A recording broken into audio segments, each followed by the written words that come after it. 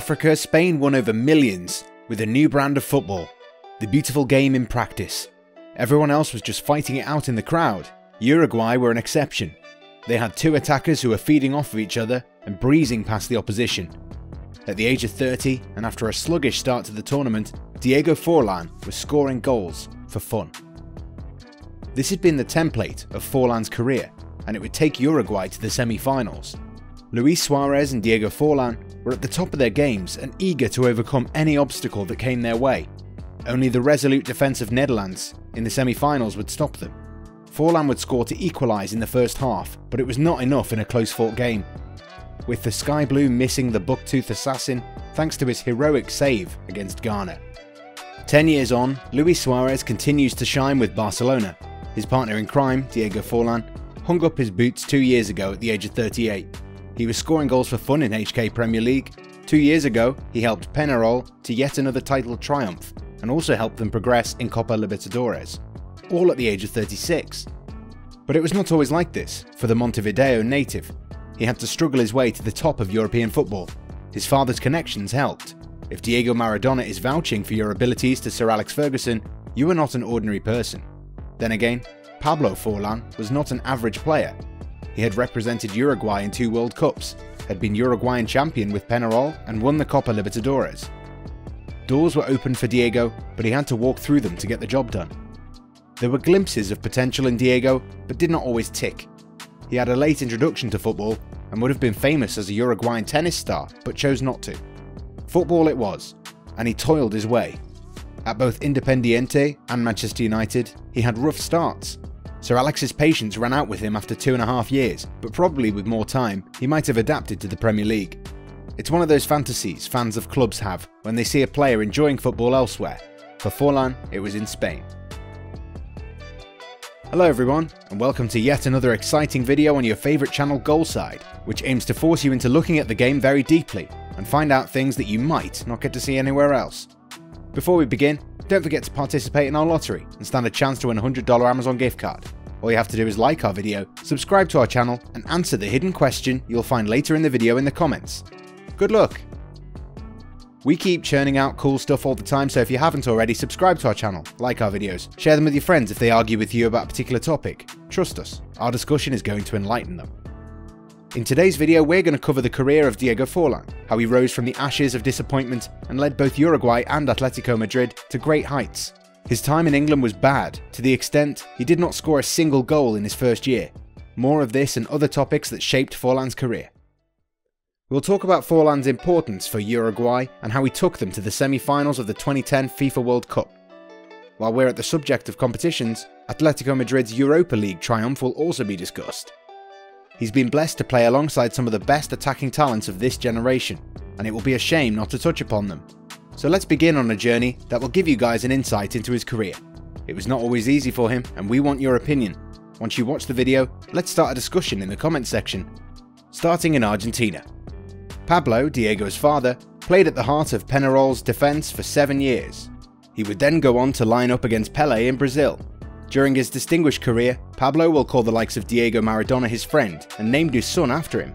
Needless to say, Diego was brought up in a footballing house, but it was not his passion, and only at the age of 16 did he decide to focus on the trade of his father. Like his father before him, the young Diego came through the ranks of Peñarol, but it was the Argentine side, Independiente, who gave him his breakthrough. It was a rude awakening for the blonde forward as he struggled to trouble defenders in his first campaign. The following year got better, and a 19-year-old Diego scored 7 goals from 24 outings. By the time he got Sir Alex Ferguson's attention, he'd scored 37 goals in 80 league games for Independiente. Middlesbrough had a deal in place, and they had flown the Uruguayan to England. The great Scot was impressed with the technically gifted forward, who was quick on and off the ball. Moreover, he had this ability to bring his teammates into play. Forlán did not have an imposing figure, but managed to keep defenders at bay. His eye for goal made him even more endearing. Sir Alex liked what he saw, and Manchester United paid €11 million for his signature in January 2002. Disenchanting start at Old Trafford. Playing for Manchester United is not a trivial achievement, and the weight of expectations is huge. Every game there are 76,000 fans who come to see you play. Forlán had played in capacity crowds, but the alien environment was too much.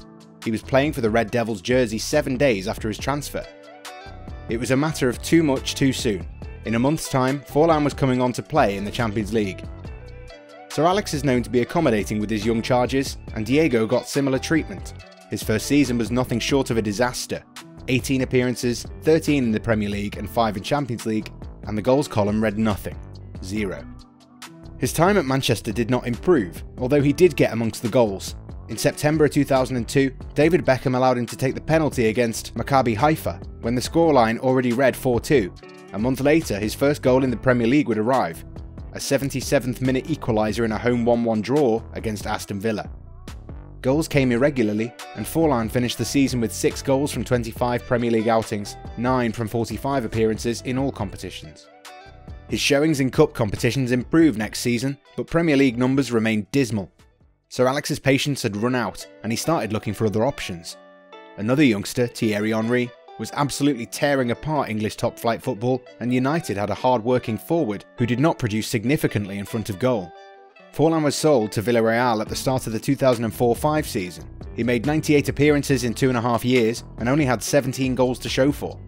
Frank Lampard was managing similar returns from Chelsea's midfield. It was not all in vain. Forlán got his first taste of silverware under Sir Alex. He won the Premier League in 2002-03 season and the FA Cup the next year.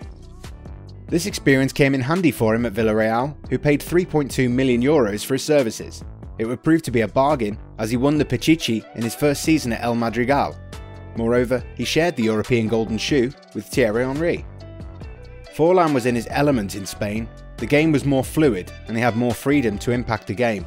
He was not the predator everyone had hoped he was in England. He liked to move around, drop deep and disturb defensive lines. The Yellow Submarines suited him, and he thrived in the laid-back surroundings. He didn't miss a single game for his new club, appearing in all 38 games on his way to 25 goals. And he did not let up during the season and rose against the best in the business. After all, it was against a Ronaldinho-led Barcelona that he scored his first hat-trick, 4 years after arriving on the shores of the old continent. He did not look back and even improved at the Vicente Calderón after making the move to Atletico Madrid. He formed formidable partnerships with Fernando Torres at first and then Sergio Aguero. It was in the Spanish capital where the Uruguayan had his best return as well. Another Pichichi trophy was secured in the 2008-09 season. Forlán scored 35 goals in all competitions. His 32 strikes in La Liga also earned him his second European Golden Boot. He continued his rich vein of form next year, and with Aguero in tow, won the Europa League. Forlán would take his goal-scoring prowess to the national team. Against which team did Forlán score his first European hat-trick, and in which season? Answer this and you might win a $100 Amazon gift card. Make sure that you write your answer in the comments section. Forlán had been part of Uruguay's setup ever since he made the move to Manchester United, and while he'd scored regularly for clubs in Spain, the national side did not see the best of him until 2010. The stage could not have been bigger, and Forlán did not shy away. His 5 goals took Uruguay to the semi-finals, but not far, the Netherlands proving too powerful to overcome in the absence of Luis Suarez. Not every team participating wins the World Cup, and Forlán realises that. He battled hard and left everything on the pitch. His volley from the edge of the area against Germany for the third-place playoff was selected by FIFA as the goal of the tournament. And for his contributions to Uruguay's cause, Forlán was awarded the Golden Ball as the tournament's best player.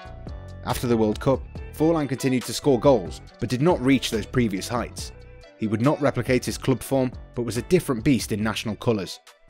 In the 2011 Copa America, the forward continued where he'd left off in the World Cup. Uruguay defeated Paraguay in the final, with Forlán scoring a well-timed brace for La Celeste. He returned to South America to finish his career. His 17 goals were instrumental in Internacional's Gaúcho Championship winning run. Forlán would also return to Uruguay, helping Peñarol win the Primera División in 2015-16 season. In his final 2 seasons as a professional, Forlán lined up for Mumbai City in Indian Premier League, and with Kichi in the Hong Kong Premier League, winning the domestic competition with the latter. During his career, Forlán played in 9 countries. His name brought joy wherever he went. Capable of scoring from either foot, both from inside and outside the area, he developed into a fearsome marksman. With the exception of Manchester United, he was remarkable in every jersey he wore, but even the Red Devils fans remember him fondly for his brace that defeated bitter rivals Liverpool. His time in England did not define his career. The self-professed slow learner took everything in his stride and overcame hurdles. Forlán triumphed in the face of adversity, and after 3 difficult seasons at Old Trafford, he shone brightly in yellow. Defences across Europe began to fear him after he couldn't even make the grade against Championship-grade Premier League sides. Not only did he score goals, but he was also an able assist provider. His vision, passing ability, intelligence and awareness on the ball only improved with time. He had a unique ability to convert an otherwise average squad into a side capable of competing with the best teams in the world, and as his star rose, so did those around him. Like a fine wine, he got better with age.